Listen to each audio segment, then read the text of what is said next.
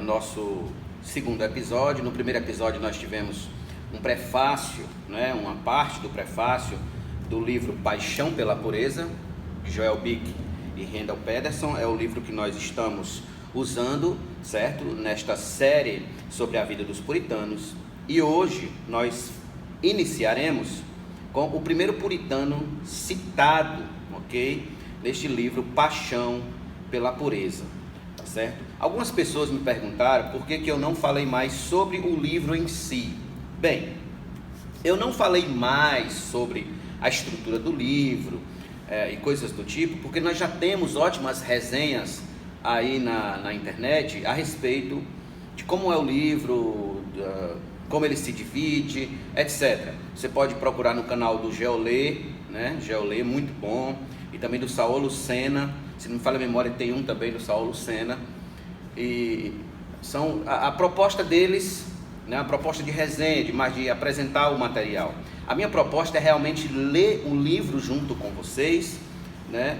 E trazer esse material também para aqueles que não têm condições de ter o livro, mas têm certo acesso à internet.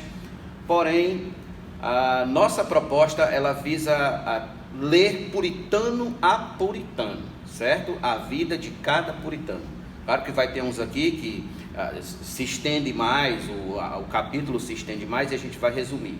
Mas esses primeiros, que são mais curtos, nós trataremos um a um, certo? Um a um. São muitos puritanos, é um programa, uma série que possivelmente leve-se a mais de um ano, podemos dizer assim, mas vale a pena, porque conhecer os puritanos, conhecer a história dos nossos irmãos, da nossa família, certo?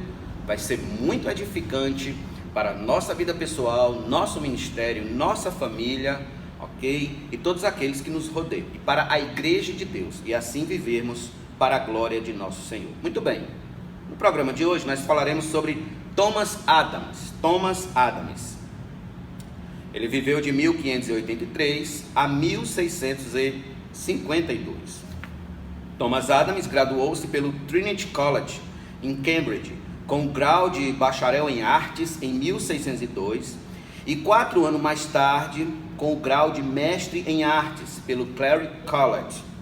Ordenado diácono e presbítero na diocese de Lincoln em 1604, serviu como vigário adjunto de Northfield, em Bedfordshire, em 1605 a 1611. Quando o seu novo superior o despediu, os paroquianos de Adams assinaram uma petição declarando que ele se havia conduzido sobriamente em seu procedimento, arduamente em seu ofício, amorosamente entre os seus vizinhos, em conformidade com as ordens da igreja e em todos os aspectos de maneira própria da sua vocação. Esse testemunho pode ter ajudado Adams a assegurar uma nomeação no ano seguinte como vigário de Willington, em Bedfordshire. Em 1614, ele se tornou vigário de Wingrave, em Buckinghamshire, e depois, em 1619, mudou-se para Londres, onde lhe foram confiados as reitorias de St. Bennet Paul's Wharf e da pequena igreja de St. Bennet Sherrahall. Quanto a seus 5 primeiros anos em Londres, também foi leitor na St. Gregory, uma paróquia de 3.000 pessoas. Tempos depois, ele pregava ocasionalmente em St. Paul's Cross e Whitehall, e serviu como capelão de Henry Montagu, primeiro conde de Manchester e presidente do Tribunal Real. Adams era um poderoso pregador, um escritor muito citado e um teólogo influente. Líderes proeminentes da igreja e do estado, tais como John Donne e o conde Pembroke, estavam entre os seus amigos. Adams era mais episcopal calvinista do que mesmo puritano. Ele não se opunha à exigência de um participante, por exemplo, ajoelhar-se antes de receber a ceia, e temia que a abolição do episcopado, questão entre chaves, defendida por alguns puritanos, levasse ao anabatismo. Não obstante, Adams é incluído aqui porque ele abraçou a teologia, a polêmica e o estilo de vida puritanos. J. Sears escreve: como os puritanos, ele insistia na zelosa observância do descanso no domingo e era profundamente hostil a Roma, aos jesuítas e ao papado, bem como à ociosidade, à condescendência excessiva com os prazeres do mundo e a todas as formas de alto e ostensivo consumo. Essas coisas, combinadas com o eloquente estilo com que escrevia, levaram Robert Southey a descrevê-lo como, na prosa, o Shakespeare dos teólogos puritanos. Adams compartilhava a preocupação puritana com a necessidade de expurgar a Igreja da Inglaterra dos restantes vestígios do catolicismo romano ou do papado, como era então chamado. Sua franca expressão dessa preocupação e de sua identificação com os puritanos, em muitas áreas, ofendeu o William Laud, arcebispo da Cantuária. Sem dúvida, isso impediu sua promoção na Igreja.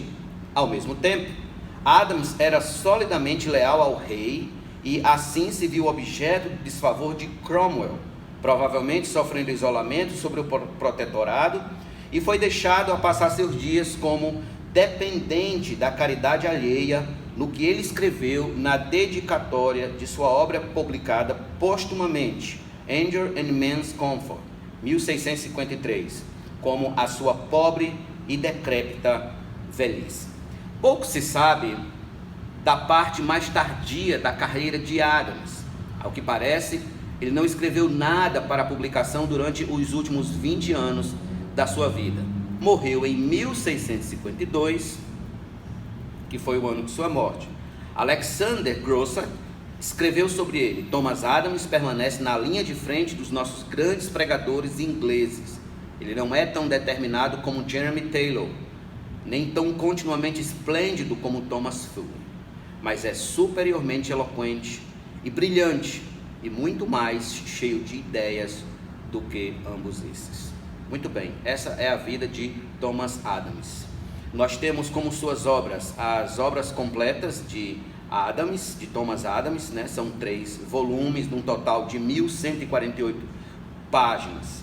Em 1629, Adams organizou os seus sermões em maciço em folho, subsequentemente impresso em 3 volumes na série de Nicol, reimpressa em 1861 a 1866. Os sermões de Adams têm sido admirados desde a sua primeira publicação. Eles o colocaram, sem comparação, na vanguarda dos pregadores da Inglaterra e tiveram influência na formação de João Bunyan. Olha só, suas numerosas obras revelam grande cultura clássica e patrística e são únicas em sua abundância de histórias, anedotas, aforismos e trocadilhos. Você encontra isso na Enciclopédia Britânica, 11ª edição.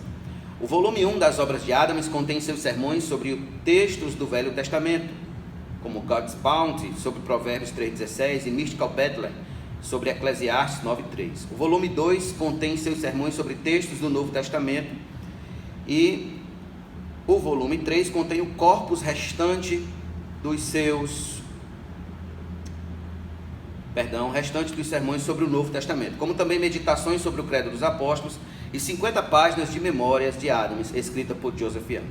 Os sermões de Adams são evangelicamente eloquentes e biblicamente fiéis. James I. Packer escreve: seu gosto por alegorias evangélicas e por pirotecnia verbal, porém, tornam seus sermões vigorosos antes que pesados. Sua doutrina é calvinista, sem nenhuma ambiguidade, mas com orientação mais pastoral que especulativa ou polêmica. Ele não se aprofunda no assunto relacionado com a experiência cristã, porém é calorosamente evangélico na exaltação do poder de Cristo, da graça e da fé.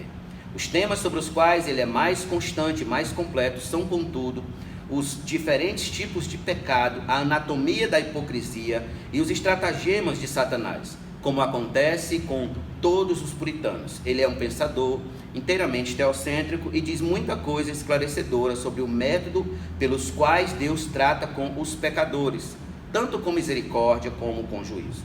Não mostra nenhuma simpatia pelo programa puritano de reforma da igreja, mas o descarta como faz com todas as formas de sectarismo e separatismo. Ele é vigorosamente explícito contra Roma. Muito bem. Nós temos como a segunda obra dele, a grande conhecida, como um comentário geral da segunda epístola de Pedro.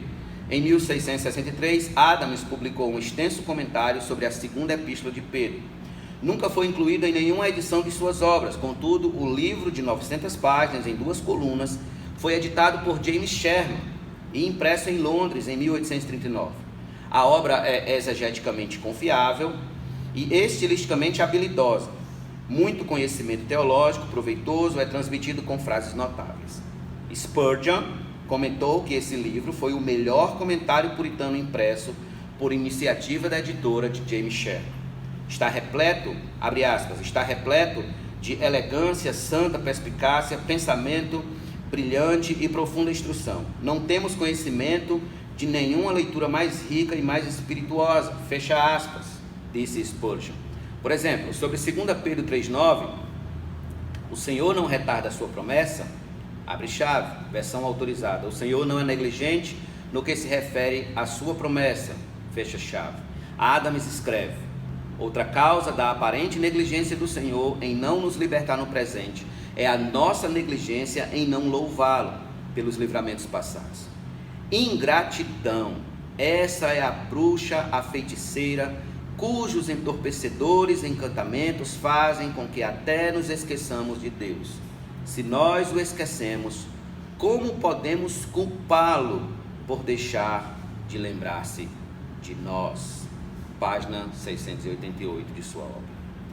Então, meus queridos amigos, esse foi o grande Thomas Adams, que entrou aí para o hall dos nossos irmãos puritanos.